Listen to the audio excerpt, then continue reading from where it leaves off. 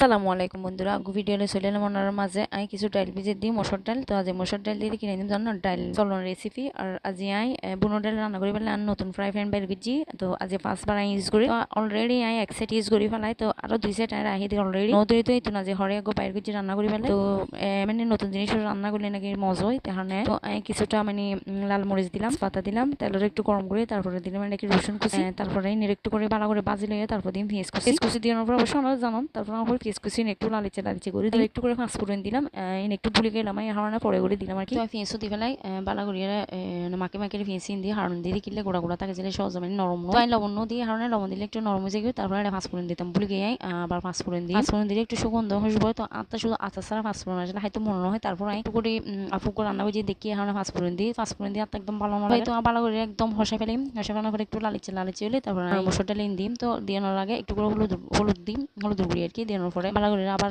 লালি সারিয়ে লইম। লোনার পরে আবার ডালিন হসানোর পরে একটু আগে হলুদ গুঁড়ি দিয়ে বালা করে লালি সারিয়ে ডাল দিম। ডাল একটু লালি সারিয়ে তারপরে হতক্ষণ হসাই মার। তো আর এখন হতো নরম হইল আই নাকি ফুরন মানে দেখছি বা রান্না বান্না করে সবসময় ফুরন দেখছি। আসলে মানুষের মতো তো পয়সা হলো না যে নতুন জিনিস লইরা ইউজ করছি। তো আর তাই অবশ্যই নতুন জিনিস আর গড় ফুরিন না আছে।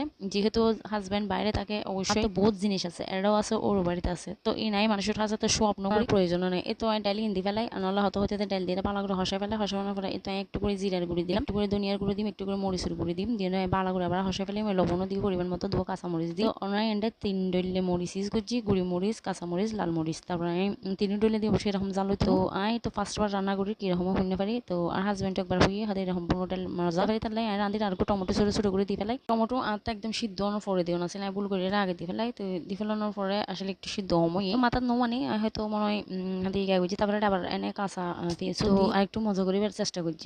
এই তো আই যেরকম মানে রান্না করছি দেখি এভাবেই রান্না করছি।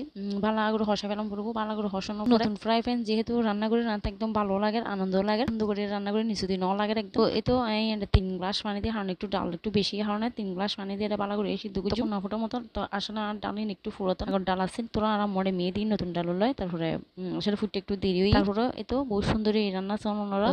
আর ভিডিও যদি অনাতে ভালো লাগে থাকে অবশ্যই লাইক কমেন্ট শেয়ার দিবেন, সাথে থাকবেন। নজানি এদিন আর ফেসবুক কি অবস্থা। তো এতো আর ডালসন হতটুকুই কি। তো এটা যদি দেখতাম আর বেশি সুন্দর হতো। তো আমি বাগান নদী হান যেহেতু আগে হসে ফেলে। তো আর রান্না শোন আস্তে আস্তে ডাইরি ফুটতে একদম পানি আবারও দিলাম 3 গ্লাস দিয়ে পানি নুয়ে একটু শুকাই গিয়ে আবারও দিয়ে পানি। তারপর দেখি ডাইলি ইন্নপুরা হয়তো টমেটো দিয়ে হারণে টমেটো যদি লাস্ট অবশ্যই হারা। তো আর রান্নার রেসিপি অনরত হইলে লাগার অবশ্যই কমেন্টে জানাবে। এতো যখন দিতে লাস্ট বার আরবার অনরত দেখায়। তো আমি ফুটে গিয়ে প্যাকিং কমপ্লিট হয়ে গিয়ে আর একটু পানি দিলাম গরম পানি দেওয়ার পরে বরফাতাও দিয়ে ফেলে এতটুকু নামে ফেলে আর একটু সিদ্ধ করিয়ে লবণ টবণ সাইড।